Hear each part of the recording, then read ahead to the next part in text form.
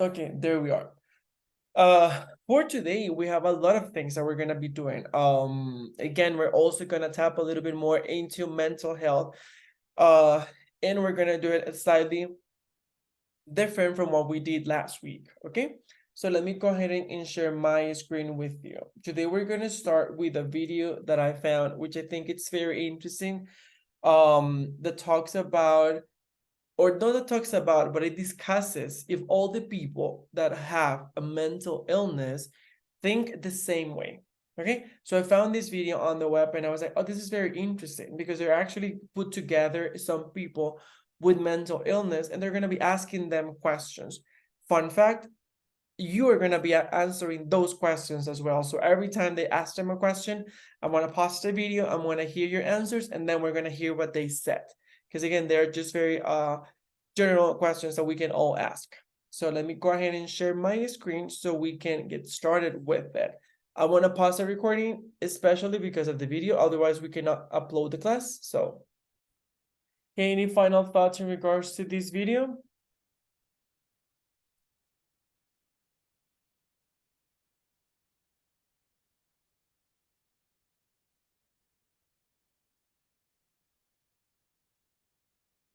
No final thoughts. You're speechless. You're blown Well, away. well, I actually like it. I think it was pretty interesting to see how people that suffer from it actually face it.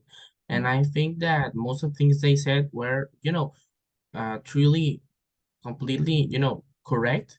And it's really interesting to see how they face it daily. So yeah, I like it.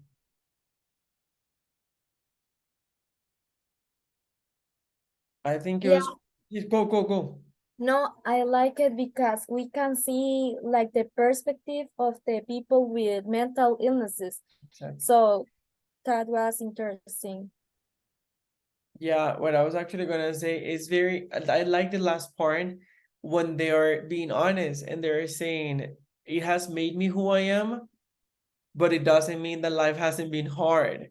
And as the girl said, like if she wants to be a mom, it will be more difficult because she's taking so many pills to be okay. So I think it's very interesting because I mean they're being honest, and I love that part because some people would expect all of them to say, "No, I don't. It has made me who I am," and they're like, "Yes, it has," but it doesn't take away the fact that it is still something difficult that I have to deal with every day, and that is still I need to take a lot of pills, and my life is very hard. So sometimes they just wish their life had been easier or could be easier. So that to me was like, wow. And one last thought in that, I like what the last person said about it's about education. And I think that is something that I love. And that I think it's happening more and more often nowadays, which is people are getting more educated on this. People are saying, because for example, in the past, I think, I'm not sure, I think that in the past people would just, for example, get a job, and even if that was not the job that you really wanted, you would stay there because it was a good job. So they were like, it's helping me to pay my bills. I don't know, to feed my family, to, I don't know, do things. So I'm gonna stay here because it's a good job. But maybe they were not pursuing their dream job, or they were not pursuing something that would fulfill them. And I feel like now that still happens because I have seen it like firsthand, but I feel that also we're also seeing the other part of people who are actually going and chasing their dreams. So I'm very happy about that. Yeah, teacher. Last week we had a lot of speech at high school Mhm. because I think it was celebrated mental health day, Mhm. right? I think so. Last week. Mhm. That is really cool. I love that you had that. That is amazing. I wish we had that in my high school. We didn't have that specific celebration in my high school, but that's great. I'm very happy that you actually had it. Anyway, well, Tani and Faudi, do you have any final thoughts about the video? Well, I would say it's interesting to see the all people that everyone has its own story, And sometimes when we just are open to listening to them, it's kind of, we can connect with them and feel empathy, because sometimes people may be suffering from something and we are just judging them because they did something that we don't or that we disagree with them, and we don't like, but sometimes it has like something deeper that is inside them, and it's interesting also to understand it. I agree with you. Teacher, in my case, well, as Tamara said, well, I like the video. I think was very interesting to listen to them. And as Tamara say about the listen their perspectives of the life. So I like it. Thank you. I agree with you. And now we're gonna move into a very quick reading.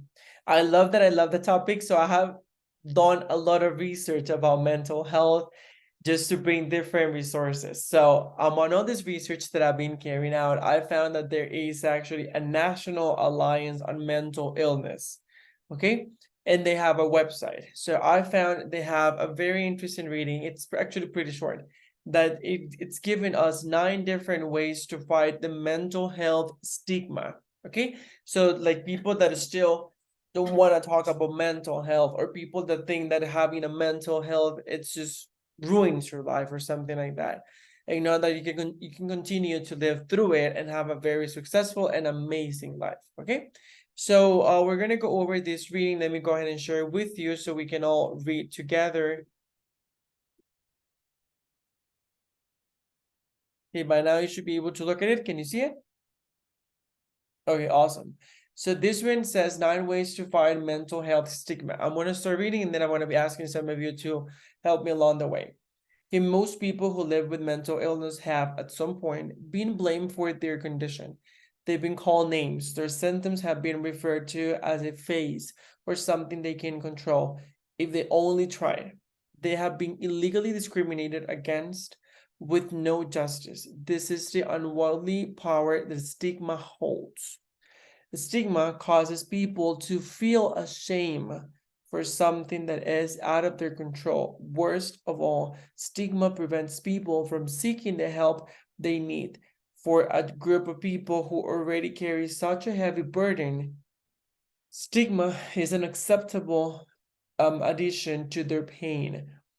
And while stigma has reduced in recent years, the pace of progress has not been quick enough. All of us in the mental health community need to raise our voices against stigma every day in every possible way. We need to stand up to stigma. If you're not sure how, here are 9 ways. Our Facebook community responded to the question, how do you fight stigma? Okay, so let's go. The first one says, talk openly about mental health. I fight stigma by talking about what it is like to have bipolar disorder and PTSD on Facebook. Even if this helps just one person, it is worth for me. The next one, Tam. Educate yourself and others. I take every opportunity to educate people and share my personal story and struggles with mental illness. It doesn't matter where I am. If I hear a conversation or a remark being made about mental illness or anything regarding a similar subject, I always try to use that as a learning opportunity and helpfully intervene and kindly express how this made me feel and how we need to stop this because it only adds to the stigma. Thank you. Next one, Faridi. Be conscious of language.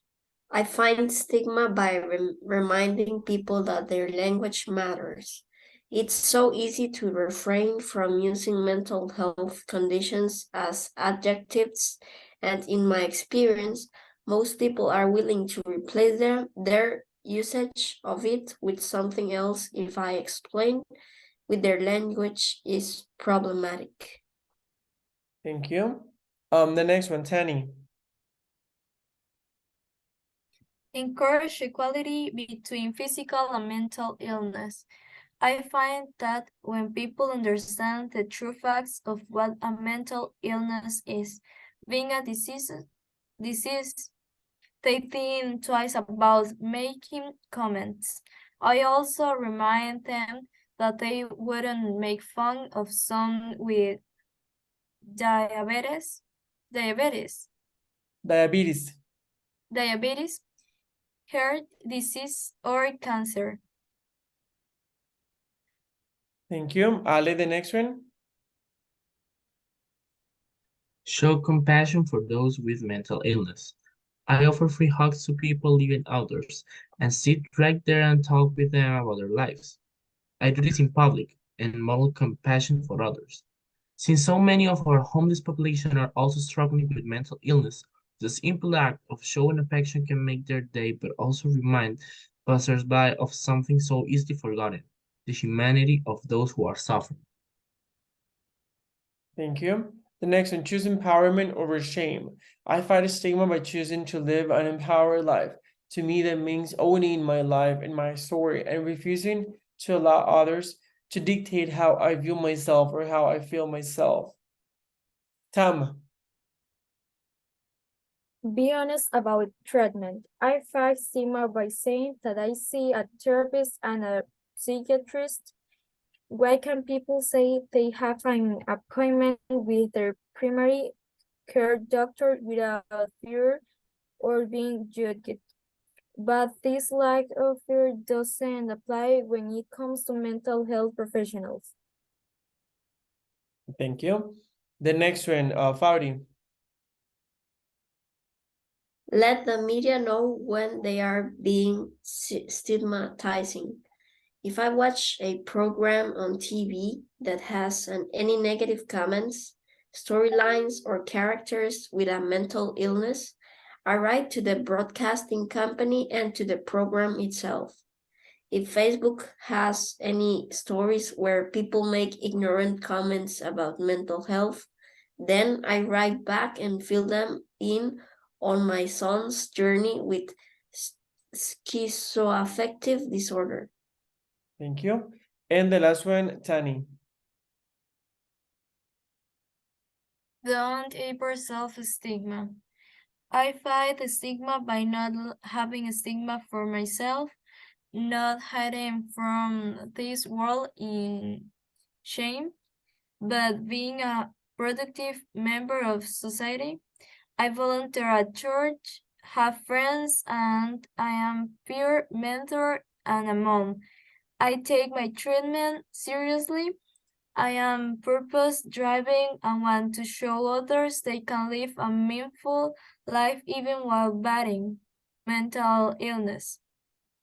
This is what our collective voice sounds like.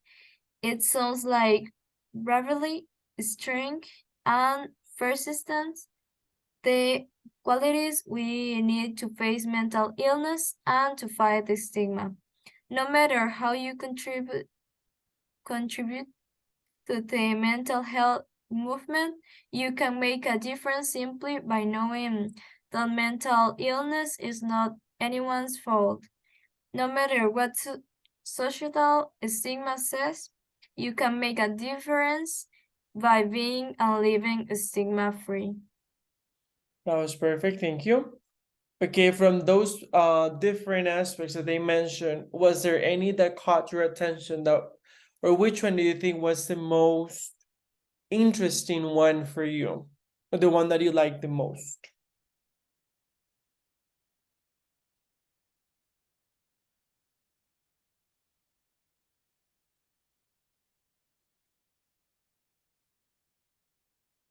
Actually, I'd say that the one I like the most is the one, well, I think that it's very important, the one that I read, Show Compassion for Those with Mental Illness, because I think a lot of times we forget that they are human too. I mean, we forget that they feel the same things that we feel, and we don't think about how could we help them in that way. So I think it's very, and I like it. Thank you. I agree. Okay, how about the rest? I I would think sorry. educate yourself and others because I think it's the first and the most important step about the item. Educate yourself and others, talk about it, and share knowledge, and yeah.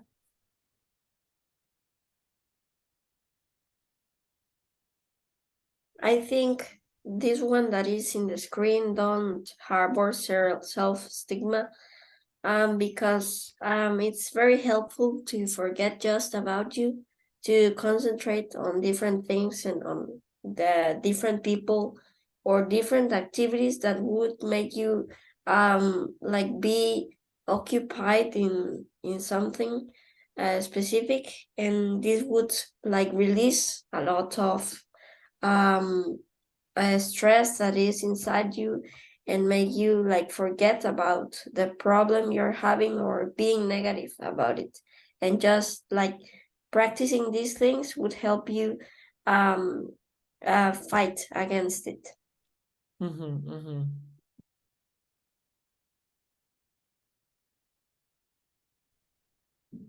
Well, I honestly like all of them because I don't know, I like that people that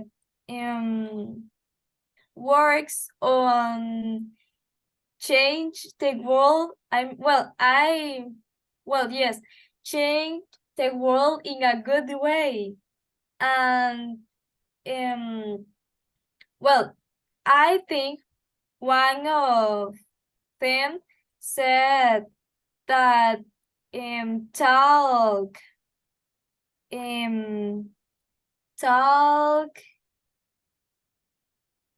the when she had the opportunity, something like that. It's because I don't remember the title, teacher, but right, one, well, I don't know. I One of the speakers said something like that. aha, or right, Yeah, I or think so. not. No, I think so. I think someone mentioned that. Well, I think that was that catch my attention because I think it's important when when you have the opportunity to talk about an important topic. And I think that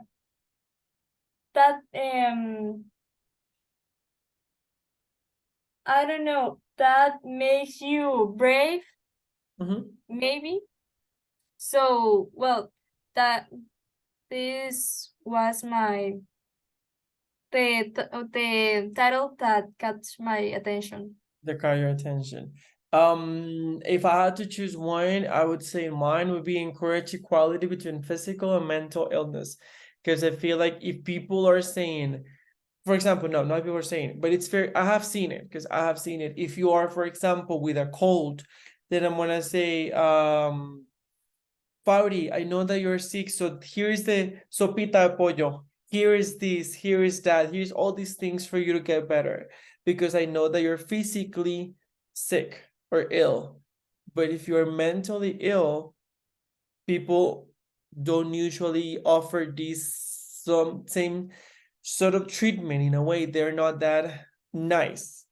So not like they're not nice, but like they're not this nice. So I think, because I feel, this is my very personal opinion, I feel like people think that mental illness, it's not the same as a physical illness. That a mental illness is less important or less, how can I say, it's not that difficult to deal with compared to a physical illness.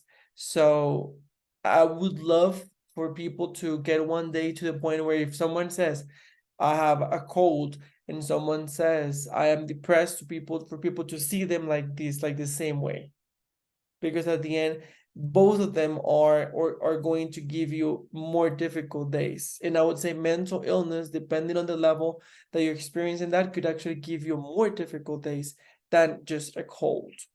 Because a cold could be a few days or a few weeks, very bad, but then hopefully you get rid of it. But the mental illness could take longer. So that's the one that I choose. Okay, now, as you know, I love hearing what you think of it, but I also love asking you to create your own things. So right now we're gonna move into the following stage where each one of you will choose a mental illness. You will choose any mental illness that you consider or that you find very interesting. You're going to carry our research about them, and you're going to, sorry, and you're going to create like a post, but more like a blog post, like if you had a blog, like in a small article, like a small, how can I say, like a blog post. Do you see what I'm talking about? Like, for example, imagine that you have, I don't know, talking to Uncle Ale. That's the name of the blog post. And there, let's say maybe Uncle Ale talks about mental health. And Ale can say, okay, today for all our readers, we're going to talk about, I don't know, bipolar disorder or anxiety or schizophrenia or eating disorders or anything else, any other, how you can, I forgot the word, mental illness that you can think about. You're going to choose only one. And as soon as you have chosen one, please write it here in the chat of the meeting so everyone else can know and not choose the same. So the idea of this is, what should you know about this? And then you're going to choose the mental illness. What should we know, for example, about anxiety? What should we know about bipolar disorders? What should we know about eating disorders? What should we know about schizophrenia or PTSD, etc.? Any other, okay? So this is to inform the community, because remember, one of the speakers said it's all about educating the others, educating people. So by doing this, you are going to be educating yourselves, and at the same time, you're going to write something that you can use to educate other people about this specific mental illness, okay? You're going to write it addressing people, not people that have this, but people that know nothing about this. So for example, what should you know about this? Okay? Do you see my point? Yeah, teacher, can I write about depression? I Absolutely. mean, can I choose it? Yes, of course, you already did. Okay, thank you. You're most welcome. Teacher, so basically what we have to do is, to explain the things that people should know about, this mental illness. Exactly, exactly. In a blog, trying to make it easy to understand, trying to make it very, so people can empathize with people that have this mental illness. Okay, I love that you already chose. Tani said personality disorders. That one is super interesting, Tani. I love it. Hyperactivity disorder. Okay, cool. Tammy's depression, and Ale bipolar disorder. That's great. Okay, guys, so I'm gonna give you, let's just start with around 30 minutes for you to do all the research, because I know you need to do the research, and then we're gonna see if you need more time for writing. Don't worry about time. Let's work on this, okay?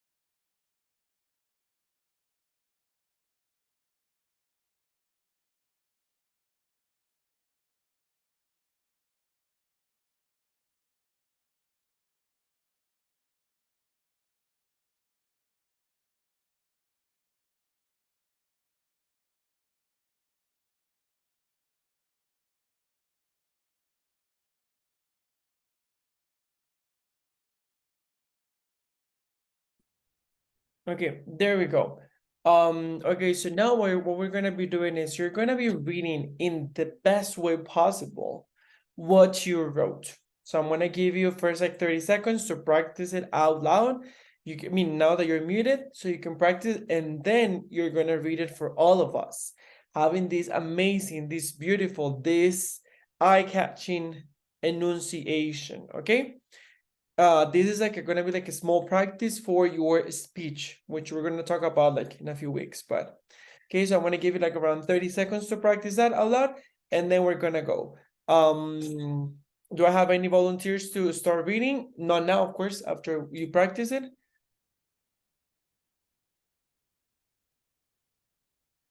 I love that you love volunteering. You're so good at volunteering. Everybody's like, me. I'm like, okay, I don't know who to choose because everybody's volunteering. So I'm gonna start with, let me see, Tam, Ale, Tani, and Faudi. That'll be the order. So Okay.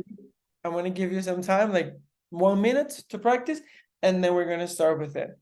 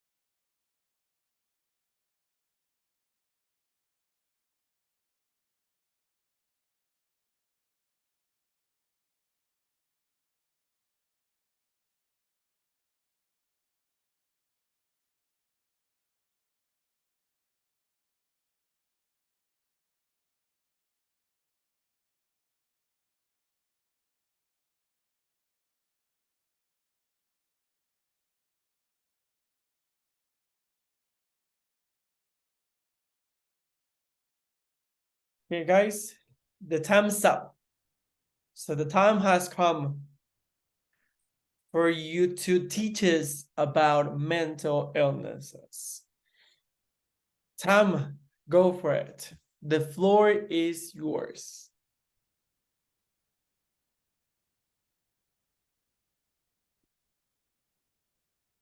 Okay.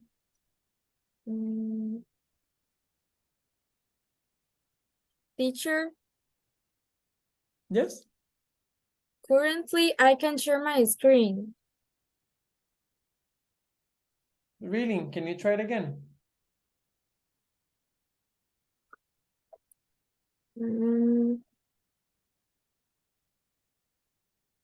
Yeah, now. Okay. Okay, and mental illness. Depression. General information. Depression is a common mental disorder, and it's characterized by persistent sadness and a lack of interest or pleasure in activities that were previously rewarding or enjoyable. The most frequent symptoms are feelings of worthlessness and sadness, social isolation, difficulty sleeping or excessive sleeping, and thoughts about death or suicidal ideation. More and more voices are being raised to fight against depression, a serious problem that affects, according to the World Health Organization, 3.8% of the world's population, including 5% of adults and almost 6% of those over 60 years old. And depression is not just a matter for adults. According to the rich, preschool age suffers from 1%, school age from 2 or 3%, and adolescents from 8%. Facts you should know about depression. This disease can be linked to genetics. It can last more than 6 months or even years, sorry. It can cause phobias. Sleeping with TV on can increase depression symptoms. Physical activity is one of your best allies to fight it. And depression is one of the diseases that causes the most deaths worldwide. And that's all. That's great. Thank you, Tim. That was very informative. It was very nice, and I think it was really cool. I liked it. I liked it a lot. Thank you. Thank you. Ale, you're ready. Well, yeah, I made it like from the point of view of, well, you're gonna see, like of a teenager that suffers from this illness. So here we go. I love that. So, talking with Paul. Hi, my name is Paul. I'm a 70 years old teenager who suffers from a particular mental illness. It is called bipolar disorder. I'm creating this blog for anyone who feels in need or help, or for anyone who needs more information of this topic. First of all, what is this? What is bipolar disorder? Well, as you may know, basically this is a mental illness that causes unusual shifts in a person's mood, energy, activity levels, or even concentration. These shifts can make it difficult for someone like me to carry out daily tasks. Now, you may be wondering, how could we recognize that someone could possibly have this condition? Well, to that question, I can give you a few good advices. First of all, you need to know that this can make the person's mood swing from one extreme to the other very quickly and in every aspect. Some other things or aspects you can consider are increased energy, impulsive behavior, and agitation. After you notice some of these symptoms, I really recommend you to visit a specialist. Now, after everything that I said until now, you may be wondering, how can this illness be helped? Well, there does exist a way. As you may find pretty logical, bipolar disorder treatment is pretty much about a combination of medications and psychotherapy, which are the main and most effective ways to treat this kind of illness specifically. But well, it's important to know the benefits and risk of medications. In summary, what I recommend you the most is to give all your support to the person that suffers this and to try to help that person as much as you can. And that's it. Thanks for your attention. Thank you, Ale. I liked it a lot, but there's just one small but. I think that at the end, Ali's rolling his eyes. I love that you're super transparent. My only part would be that I think it would have been super amazing if at the end you can wrap up saying like it would be amazing if you can give your support to people like me. Because again, that would help me empathize a little bit more. Because I'll be like, yeah, like I could have my son, my friend, my brother could be Paul. That's the only thing. Because you started, I love the way that you started. Because like, hey, it's me, it's Paul. Let me tell you about me. But and then you ended up talking in third person, which is okay. But if you could have finished talking about in first person, like, hey, it's me, Paul, again. Like, don't forget, it's me. I could be your friend, your sister, your brother, whomever. I think that would have been like top notch. But it's still, it was great. I loved it. It's just a recommendation that I think it would have been so cool to have it like that. But again, of course, it was amazing as always. Yeah, thanks. Actually, I think it's a good idea. So yeah, thanks. Thank you. You see, that rolling in your eyes was not. That's not. Was not actually meaning. I'm kidding. I'm kidding. Okay. Then it was Tani, I think.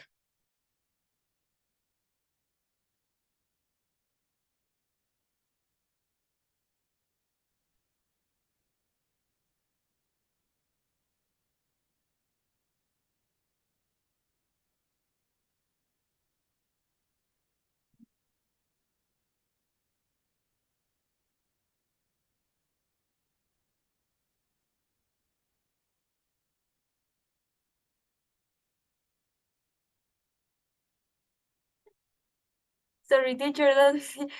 Uh,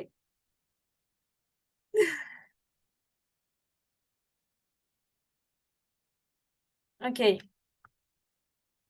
Well, I'm gonna talk about personality disorder. What is this? A personality disorder is a type of mental disorder in which you have a rigid and unhealthy pattern of thinking, functioning, and behaving. What types of personality disorder are there? Currently, physiatrists tend to use a system of diagnosis which identifies 10 types of personality disorder, and these are grouped into 3 categories. Well, the first one is suspicious, and also there are paranoid personality disorder, schizoid,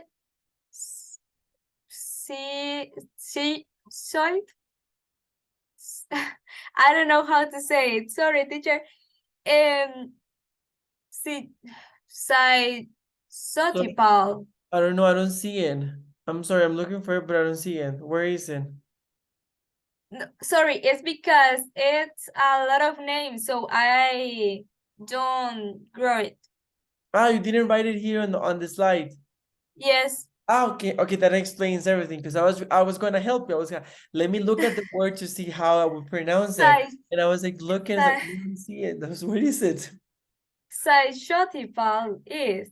I don't know. Can you write it in the chat here in chat of the meeting, real quick for me to see it. Mm,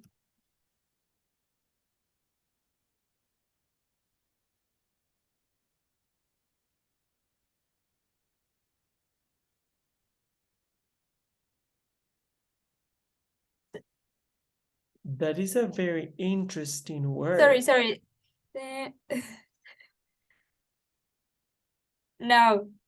Okay, okay, that sounds more like something that is, but it's still, it looks like if it were German or something like that.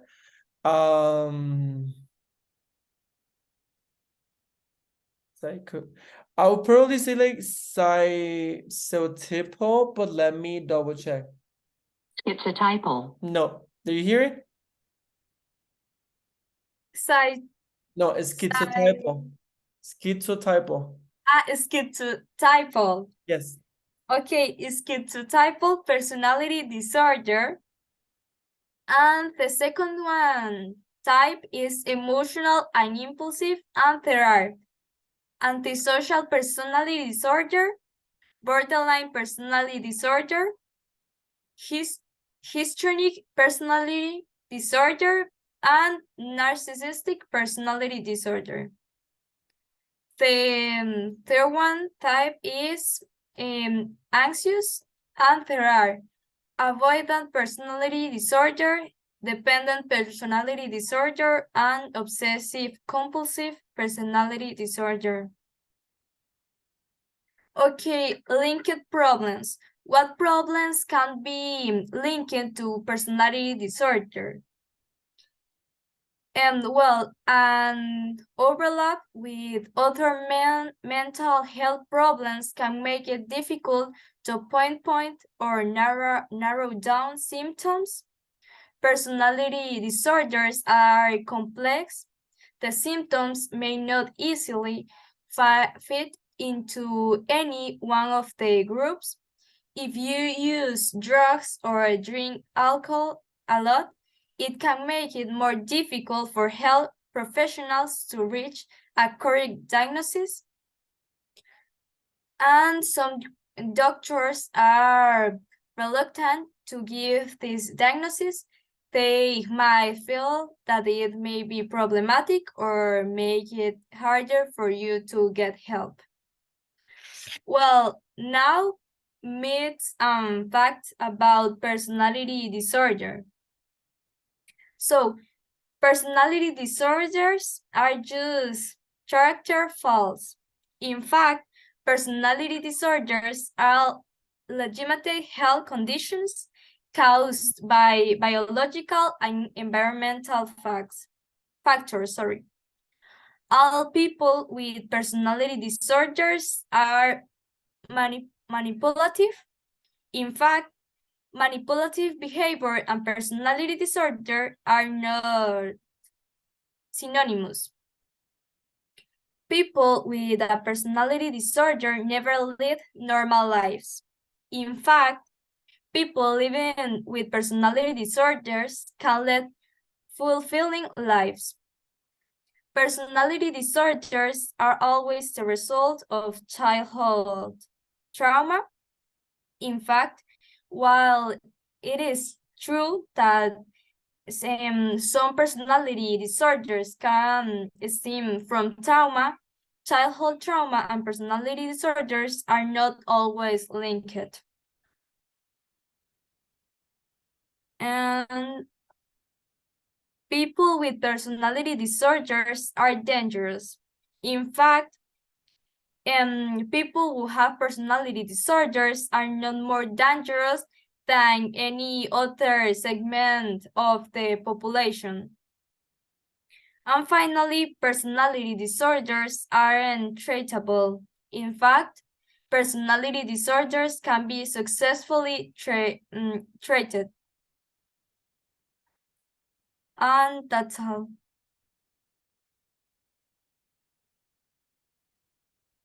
That was really good. I really like the peeling of it. It's great. And I think it was really informative. And I like that you chose this one because I didn't know you were going to go for this one. Really, really good. Thank you. And last but not least, Faudi. You ready, Faudi?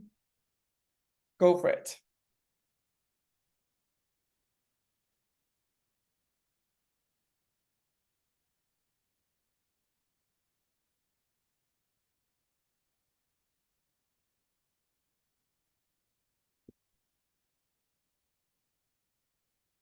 Hey, good evening, teacher and classmates. Today I would like to talk to you about hyperactivity disorder. Is an interesting theme or a mental illness because I can say that I had a friend who suffered from it, and I know, or I was like the person that he wanted to be with. So I can say I have kind of this experience dealing with them, and I know I regret of not knowing much how to help them or him, because now that I know that probably they may experience different problems in their adulthood, it's interesting and important to treat them as one of us, as a normal person, because they need this and they need to know that they are important. So the first thing I would say, is to talk about the characteristics of this kind of people. Well, the hyperactivity disorder is a neurodevelopmental disorder. We know that it happens during childhood, but sometimes it continues during adulthood. And we don't know about many people who suffer from it today, and they are adults, probably because they were isolated or they were cut off the world, and they weren't paid the enough amount of attention they deserved. It also may be caused because of a deficit of attention. In fact, it's the other name it receives from the people that they coexist with most of the time. For example, their family, or they are not treated as good as possible in these spaces. Then it's important to know what they feel inside. In fact, they can say, or many experiences or studies suggest that they always feel everything, every task as a challenge, especially, both adults and kids. They feel that they can't do this because they find it very difficult. That's why they often feel kind of a lot of frustration, because they can't express it. They don't know how, or they feel that they don't have to say it. So they express it by losing control and behaving in a very inappropriate way. They also feel self-esteem problems, because most of the time, if you have analyzed them or if you have experience with them, they are often rejected from a group of people. They want to make friends, but they can't, as most of people that surround them don't want to be with them, as they are considered to be like different. It also is important to know how do they behave, and it's related to what they feel inside. They always tend to be very distracted from the real world. That's why you can see them, for example, teachers want to make them understand the topic they are giving to their classmates, but they struggle following the instructions or staying calm, as it's very difficult for them to pay attention to something. They also release the stress they feel inside, something that they can't control. So they express it as an impulsive behavior. And always they are making disorder in places you have to stay calm. Yes, you know it, but often they don't know. That's why we have to consider them. They also have different variations of mood. Sometimes you can see them like a little bit, kind of some kind of controlled behavior, but then they are like behaving inappropriately, doing a lot of disaster in the place they are. That's why most of the people tend to bully them, because they see them as a problem, or like these kind of monsters that make a lot of disaster in a room, but they need to be understood as it's something they can't control. And with respect to adults, they also tend to multitask and often feel very bored as they can't achieve what others can, and they feel frustrated because of it. Also, adults, as I told you, if they weren't treated correctly during their childhood, today they may become one of these kind of people that have this problem that have never been diagnosed in them, and they can have more problems, and in fact become like dangerous people, as they can release all the anxiety, all the problems that weren't treated during their childhood. They express it by insulting others, for example, in different web pages or in social media. It's important to them to express their emotions by doing it in a very inappropriate way. Well, it's important to understand them, as I told you. If they are taught how to behave, if they are constantly like challenged to different panoramas of how to deal with something, or if they are constantly told they are worth, they may develop more self-esteem and overcome the problem. But those who are not treated correctly can end being like dangerous people for society when they grow up. And it's something very bad, as you can see many of them being criminals that are doing a lot of disasters in the streets. But sometimes they may hide this little kid that is alone and needs some help. And also, when teachers or parents are just tired and sick of them, they just want to use medication to control them. But the problem is that most of the time, they may feel anxiety when taking the pills they have to consume.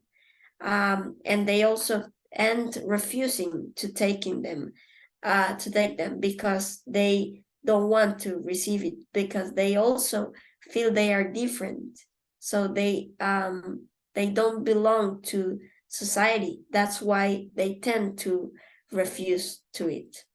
Also, kids are like very vulnerable. Their stomachs are vulnerable.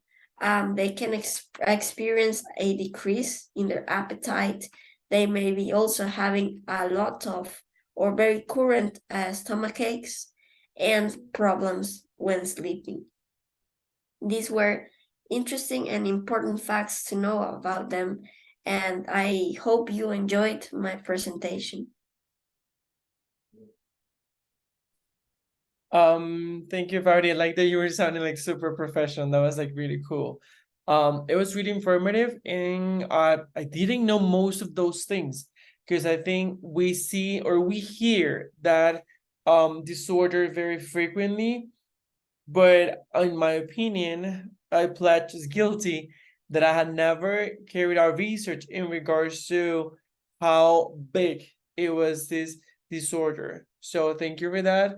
I learned a lot. I really did.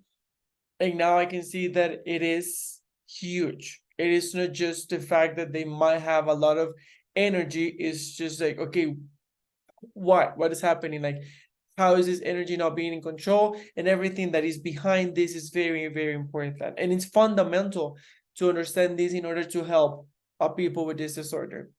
That was great. Thank you, Faudi. Okay, guys, now what we're gonna be doing is the following. We're gonna be talking about, we have already talked about a lot about mental illnesses. Well, I don't know if that's a lot, because I think there's not enough time for that sometimes. But now what we're gonna be doing is we're gonna talk about something that I genuinely like when it comes to mental health. I think a few years ago, this movement, and Faudi mentioned this, I think it was last semester, this movement became very light, and a lot of people started practicing this. Many people think that it's just a waste of time and stuff like that, but I have done it myself, and I can tell you that it works pretty well. I unfortunately don't do it as often as I think I should, but I think it works amazing, and I think everybody should know about this. So without any further ado, I want to talk to you about mindfulness. So we're going to talk a little bit about what mindfulness is to see if you remember. But first, that is a question. Do you remember what is mindfulness? Faudi, you cannot ask because you cannot answer because I know you do. So besides Faudi, Tani, Tam, or Ali, do you remember what is mindfulness?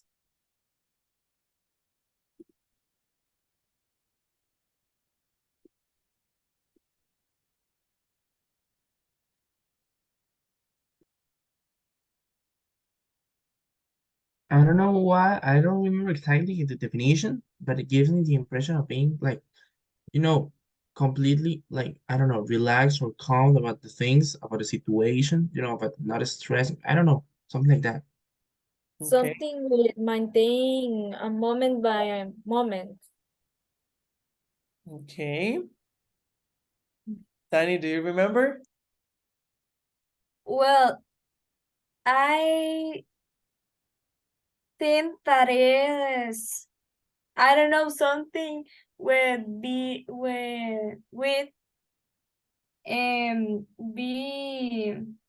fine with yourself, or I don't know, something like It's something very like that. interesting because the three of you said different things, but in a way, all of them are related to mindfulness. I would say if I could define it in short, in a short way, I would say mindfulness is the ability to stay in the present and not to think about the future, not to dwell on the past. So we should, like, when we're being mindful, is that we're trying to be present in the moment that we're not constantly, that we're currently living.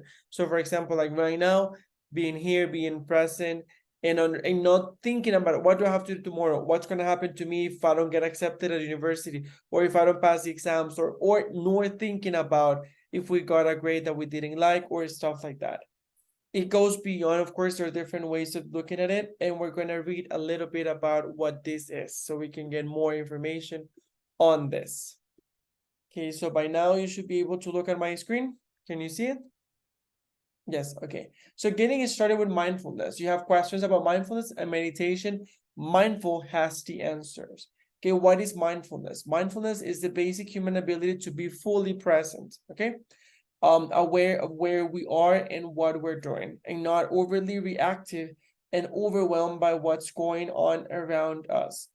While mindfulness is something we'll naturally possess, it's more readily available to us when we practice on a daily basis. Whenever you bring awareness to what you are directly experiencing via your senses, or to your state of mind via your thoughts and emotions, you're being mindful, and there is growing research showing that when you train your brain to be mindful, you're actually remodeling the physical structure of your brain. So look at it. We actually have evidence stating that being mindful and practicing mindfulness actually changes the way our brain works. Okay, the goal of mindfulness is to wake up to the inner workings of our mental, emotional, and physical processes. Okay, so now let's talk about meditation. What is meditation? And we're gonna dive a little bit deeper into meditation. So what is meditation? Meditation is exploring. It's not a fixed destination. Your head doesn't become vacuum free of thought, utterly undistracted. It's a special place where each and every moment is a momentous. When we meditate, we venture into the workings of our minds, our sensations, air blowing on our skin, on harsh smell wafting into the room. Our emotions love this, hate that, crave this, loathe that. and thoughts. Wouldn't it be weird to see an elephant playing a trumpet? Mindfulness, meditation asks us to suspend judgment and unleash our natural curiosity about the workings of the mind, approaching our experience with warmth and kindness to ourselves and others. Something, just a small parenthesis, something that I love about meditation and mindful meditation is that usually when we listen to a guided meditation, it's very common for people to say like, okay, now try to bring your thoughts to this. And if you are thinking about other things, that's okay, but try to bring your attention to this specific aspect. So it's not like you should punish yourself because you're thinking about something else. It's more like it's normal, but let's try to do this, okay? So it's like a very conscious and very kind and warm way of leading people into like going back to think about this, or maybe to have like a blank mind in that moment, like blank slate, like, okay, I'm here, I'm present, I'm not thinking about tomorrow nor about yesterday, I'm just understanding how I'm feeling. What is my body feeling? Am I breathing? How am I breathing? How am I sitting? How's my posture? How is understanding everything that maybe it's happening right now? How do I practice mindfulness and meditation? Mindfulness is available to us in every moment, whether through meditations and body scans or mindful movement practices like taking time to pause and breathe when the phone rings instead of rushing to answer it. Okay, this is a video we're gonna, let me see what time is it? Oh gosh, it's super late. Okay, let's see if we can watch it. You're not your thoughts. John Kabat-Zinn, creator of the research-backed stress reduction program Mindfulness-Based Stress Reduction, explains how mindfulness lights up parts of our brain that aren't normally activated when we're mindlessly running on autopilot. I think it's very common for people to be running on autopilot because, again, we're just being carried out by life. Mindfulness is awareness that arises through paying attention on purpose in the present moment, non-judgmentally, says Kabat-Zinn. And then I sometimes add in the service of self-understanding and wisdom. And that was pretty much it. Let me see how much is the video last. I don't remember. It's super short.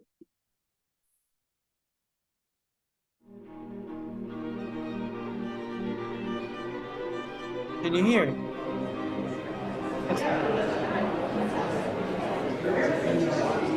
My name is John Kabat-Zinn. My working definition, or what I call operational definition of mindfulness, is it's the awareness that arises through paying attention on purpose in the present moment, non-judgmentally.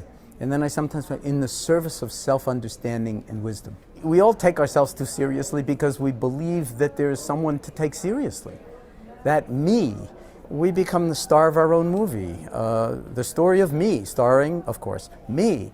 And everybody else becomes a bit player in our movie. And then we forget that it's a fabrication, it's a construction, and that it's not a movie, and that there's no you that you can actually find if you were to sort of start to peel back. Well, are you your name? Are you your age? Are you your thoughts? Are you your opinions? Are you even your genetic inheritance?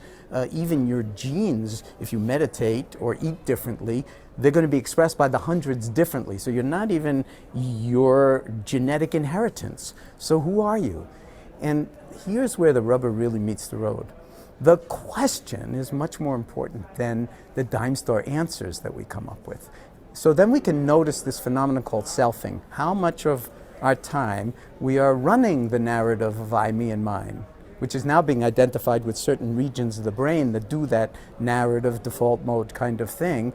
And then mindfulness, MBSR, has been shown to actually light up other areas, or more lateral areas, where there's no more story of me. It's just this breath, that out breath, and it's not me breathing either. If it was up to me to be breathing, I would have died a long time ago. Whoops, got distracted, forgot, dead.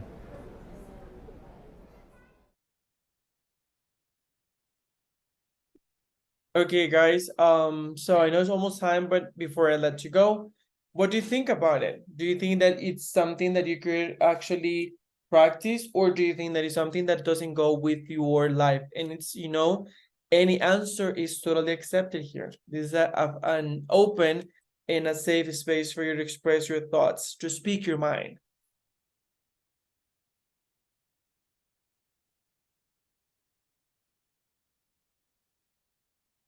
Well, I like it. I think it was very interesting.